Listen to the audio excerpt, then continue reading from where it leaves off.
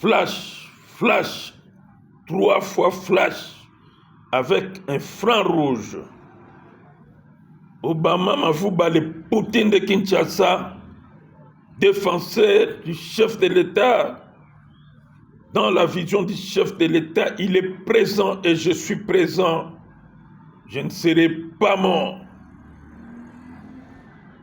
Chef de l'État, garant de la nation congolaise, le président de la République, le seul et l'unique chef de l'État de la RDC. Il n'y a pas 2 présidents, il n'y a même pas 3 présidents. Il est le seul, le président élu avec 73% de suffrage universel. Son Excellence, le garant de la nation, bonjour. Toujours en bonne santé malgré les attaques des ennemis, les tentatives des ennemis, des rebelles qui ne veulent pas le développement du Congo, de la RDC. Mais vous échouerez toujours. Échec total. C'est moi qui le dis. En tant que défenseur du chef de l'État. Chers compatriotes congolais et congolaises, toujours na lingala pour faire comprendre les Congolais que nous sommes. C'est notre langue. Et c'est comme je peux parler français à tout temps, à tout moment. Je ne suis pas un Français. D'ailleurs, les Français sont contre nous. Si nous parlons ou je parle français, c'est pour faire voir le monde international que de comprendre ce qui se passe en RDC. Peuple congolais, chers compatriotes, nous sommes vendredi du sang. Le vendredi du sang, c'est le jour où notre Christ il a accepté nos péchés, il s'est fait pécheur, lui qui n'est pas pécheur, et être crucifié sur la croix à cause de nous, les pécheurs que nous sommes, à cause de nous, les rebelles que nous sommes, à cause de tous ces rebelles-là, à cause de tous ces sanguinaires qui font couler le sang des Congolais, les Rwandais. Jésus-Christ a accepté de nous pardonner. Mais c'est différent. Le pardon de Christ, c'est différent. Ce n'est pas parce que tu tues quelqu'un et le Christ va te pardonner. Non. Détrompez-vous, mes chers collègues, mes chers amis. Détrompez-vous, je dis. Le Christ pardonne les pécheurs. Mais ce n'est pas vous faites couler le sang de votre frère et que le Christ va vous pardonner. Non, non, non, non, non. Moi, je ne pense pas. C'est ce que moi, Obama, le Poutine de Kinshasa, l'homme qui n'a pas peur, qui respecte les gens, qui respecte les autorités qui sont dans les normes, mais qui ne respectent pas les autorités qui sont dans les désordres, dans les déboires, qui veulent faire du mal à notre chef de l'État. Là, je ne suis pas d'accord avec toi, je ne te respecterai jamais. Chers compatriotes congolais,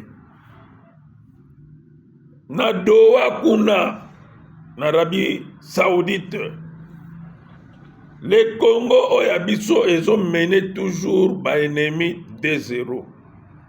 Ils ont score moko et kolongwate tikali bongo. Ils ont mené 2-0. Oh nyoso bamba luka kuna, bino ba rebelle, ba sanguinaire, ba tomakila, ba sima makila ya batu na maboko. Boko gagné mokolo moko te. Nous faisons nos prières, bakoko na biso bazakuna. Bokolonga te 2-0 déjà. En plus, chef de l'État, garant de la nation congolaise, président Nabiso, président biloko mosusu elekaka na mboka oyo oyeba yango na retard, mais biso toza wana mpona kokommunike yo badefo baerreur makambo mabe oyo ezoleka na mboka na biso. Ça signifie quoi? Chef de l'État, vous avez été tenté plusieurs fois na liwa baboma yo kaka o existé te, parce que Congo ezonga toujours en arrière. Bango ba prière ba profiter ba yiba aka biloko ya mboka ba matière ba malmené biso ba sala biso mabe ndenge ba sala biso. Alors victoire eza ya yo mokonzi ya mboka.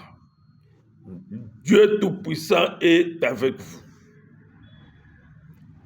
Nos parents, nos aïeux, Milima Bakoko eza na yo, chef de l'État. Milima Bakoko bolanda Kagame wana. Il n'est pas éternel. Dans peu de temps, ce monsieur, il va être enterré, déchiqueté par les sauterelles du ciel. Parfois, chef de l'État, Biloko, notre frère, notre petit frère dinosaure à Lobaka, Makamso Ezaka réel. Je crois que au paix Obama, le Poutine de Kinshasa à Lobaka, l'homme qui affronte, c'est réel. Et Olanda Bisso, très bien. C'est ça ce que je suis content de ça. Parce que Olanda Biloko Otodobaka, ba défaut, ba déboire au Samanamboko. Chef de l'État au risque na liwa. Bisope au risque na liwa. Parce que ce qui ont le koufi, c'est que le Poutine de Kinshasa a Koufa. Alors, comme un franc rouge est là, on a qu'au dénicher, peut faire voir, ils ont chauffé ma moto. Mon constant aussi to kangi, rebelle ya boyi. Rebelle au kola, chiwewe. Rebelle au kola, ba généraux mosusu ba derrière yé. Oh yé, atchaki na kata complot wana. Chef de l'État, nous ne sommes pas dans une église, même l'église Jésus-Christ a frappé. Tant que Mabé, il a frappé. Il faut frapper Chiwewe. Et que ça l'exemple monene pour le reste là. Il faut frapper groupe Wananyostou. Et si vous me permettez, je crois que Nako Tangape, ba Oyo, Bazana Chiwewe, sont des généraux, des colonels qui sont dedans. Il faut qu'on saccage donc, qu'on la déboulonnage total. Il y a pareil militaire wana.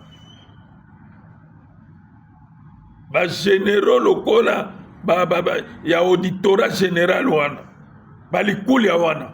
Bazo aider chef de l'État. Aïdaka hôtel. C'est un hypocrite Ilukulia. Un hypocrite, on est pasteur. Il n'est pas pasteur, c'est moi qui vous le dis. A bébisa auditorat. Tant que auditorat vient pondre, auditorat qui est vraiment correct. Vous amenez un dossier batretango. Dans la mort d'homme nangai na kasongo mama nanga kufa nanga talupango nanga boto langai parce que la loi d'Italie on attend na bango ba kabila wana jusqu'à présent kasongo Silvano azo salaka bras de fer na justice mais soutenu par les Koulia général les Koulia auditeur général ngara kota dossier depuis 2023 a fina dossier wana dossier wana ekomi attribué kaka en 2025 et puis la pression ntango bamoni ke na commence la pression makasi abimisi dossier wana mpo nazwa dossier wana j'ai donné $20 na baarchiviste mpo babimisa yango fiske bakundango awa kala mingi te j'ai porté plainte contre Kasongo pour faux usage de faux oyo amemaka bareta lokuta mais tala ndenge aetufango dossier kota depuis une semaine lelo esali 2 semaines na tiroir na ye ebimaka te et puis il attribue toujours les dossiers par ya général moko ya ye aza kuna magistrat Mubenga nga nasalaka Mubenga na pression ya kosakana te donc soki amonika dossier Kasongo apesa yango pa général wana Mubenga neti oyo euti kobima lobi attribue yango pa Mubenga. Mes avocats sont allés voir Mubenga général wana oza complice na ye na likulia ba étouffé dossier. Donc mes avocats hier ils étaient là, dossier sur mon anaté mais attribué par Mubenga. Chef de l'État, le ministre Mutamba Sota a koki ko témoigner.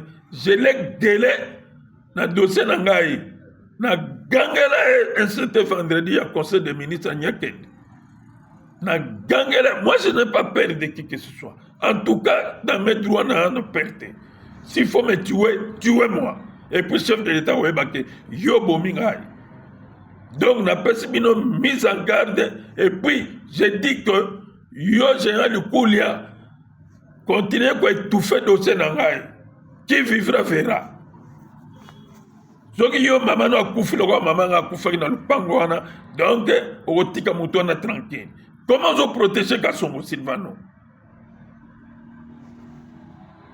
Il faut qu'il y ait la justice. C'est prévenu. Chef de l'État, peuple congolais to font la mise. Mokonza moka batona nyoso banga baboma yo na jour J, na cité jour T, na date T. Tant que bakangami mokonza moka soki mutanya bomayo ye moko remplacer na sani wana. Donc baso mériter peine de mort. Peine de mort. Même bomi bango boete mais basala osabango loko moko tie ko pesa bango liwa. Basa bato pardon te nazo kati wazo senga ba pardon ya nini?